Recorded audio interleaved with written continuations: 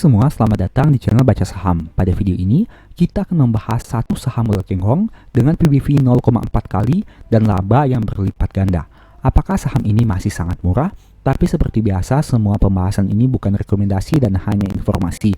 Ingat, kerugian kamu tanggung sendiri ya. Saat ini kita akan membahas saham GJTL atau PT Gajah Tunggal.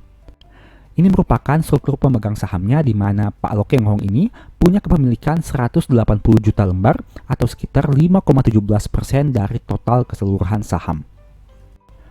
Nah, kita lihat sekilas untuk kinerja perusahaan di tahun 2022 dari aspek aset, ekuitas, dan penjualan bersih semuanya mencetak peningkatan dibandingkan tahun 2021 dan tahun 2022. Itu bisa katakan bahwa kinerja di tahun 2022 menjadi yang terbaik dalam 3 tahun terakhir. Nah, sekarang kita lihat sekilas untuk grafik harga saham di tahun 2022. Teman-teman bisa lihat grafik yang berwarna biru ini yang mana mengalami penurunan jika dibandingkan tahun 2021.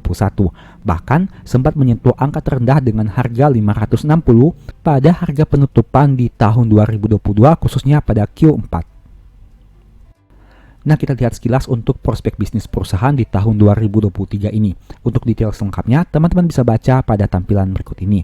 Dan perusahaan ini akan terus mengoptimalkan dan meningkatkan operasinya dan percaya bahwa setelah tahun yang penuh gejolak, masa depan yang lebih cerah dan berkelanjutan terbentang di depan. Secara tidak langsung, perusahaan ini cukup optimis di tahun 2023 ini. Sekarang kita lihat untuk probabilitas setiap bulannya. Teman-teman bisa lihat bahwa saham GJTL ini cenderung naik di bulan Januari dan April dengan probabilitas 70%. Sebaliknya pada bulan Agustus saham ini tidak pernah mengalami peningkatan dengan probabilitas 0%. Nah, menariknya di tahun 2023 saham GJTL ini sudah naik 50%. Sekarang kita akan bahas laporan keuangan per 31 Maret tahun 2023 yang disajikan dalam jutaan rupiah. Pertama, dari jumlah asetnya yang mencapai 19,1 triliun yang mengalami peningkatan dibandingkan tahun 2022 dan mayoritas berasal dari aset tetap sebanyak 8,7 triliun rupiah. Ada juga saldo persediaan sebanyak 3 triliun rupiah dan piutang usaha baik itu pihak berelasi maupun pihak ketiga. Teman-teman bisa lihat di sini bahwa saldo persediaannya didominasi oleh persediaan barang jadi dan bahan baku. Nah, sebagai catatan, penyisihan penurunan nilai persediaan mengalami peningkatan dibandingkan tahun 2022.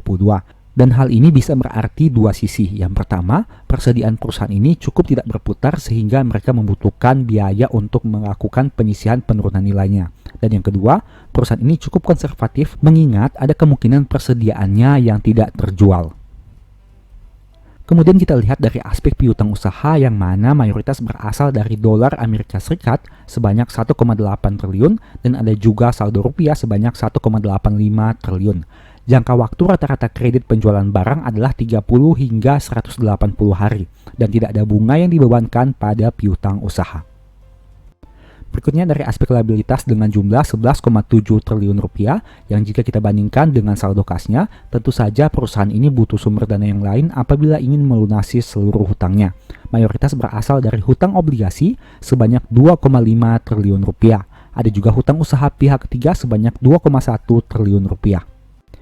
Jika teman-teman lihat di sini, mayoritas hutang obligasi berasal dari senior secured notes sebanyak 2,6 triliun rupiah.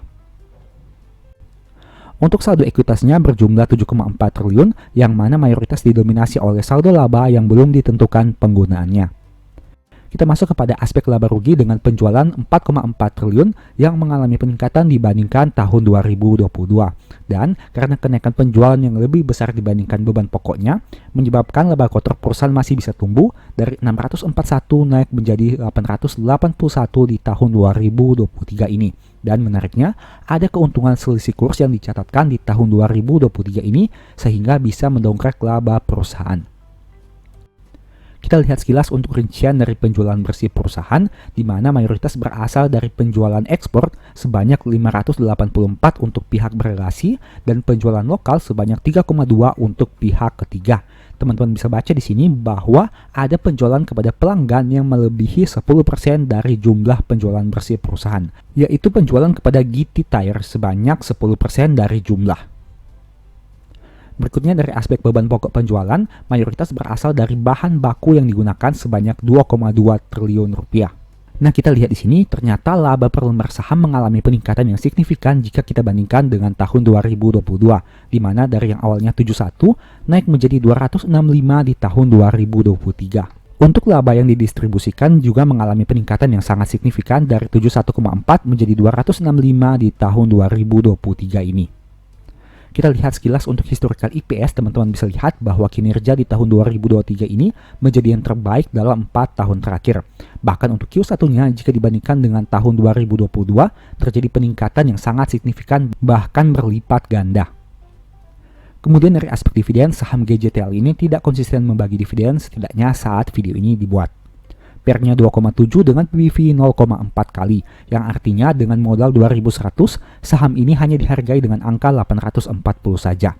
NPM 5,9 dengan ROE 14,3%, angka profitabilitas yang tidak terlalu memuaskan, dan DER-nya juga sudah tinggi dengan angka 159%, yang berarti hutangnya jauh lebih banyak dibandingkan ekuitasnya. Untuk kinerja harga saham dalam 5 tahun terakhir masih naik 1,8%, sempat di 1020 tapi sempat juga di 232.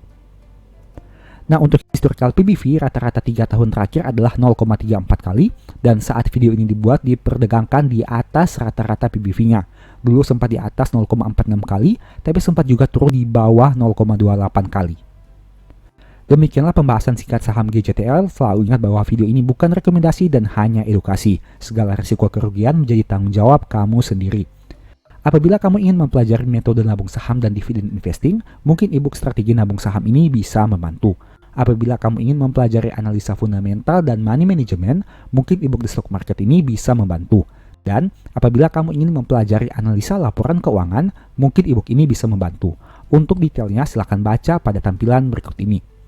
Apabila tertarik melakukan pembelian ebook baca saham, silahkan chat saja pada nomor WA yang tercantum. Oke, sekian video ini, semoga bermanfaat. Thank you.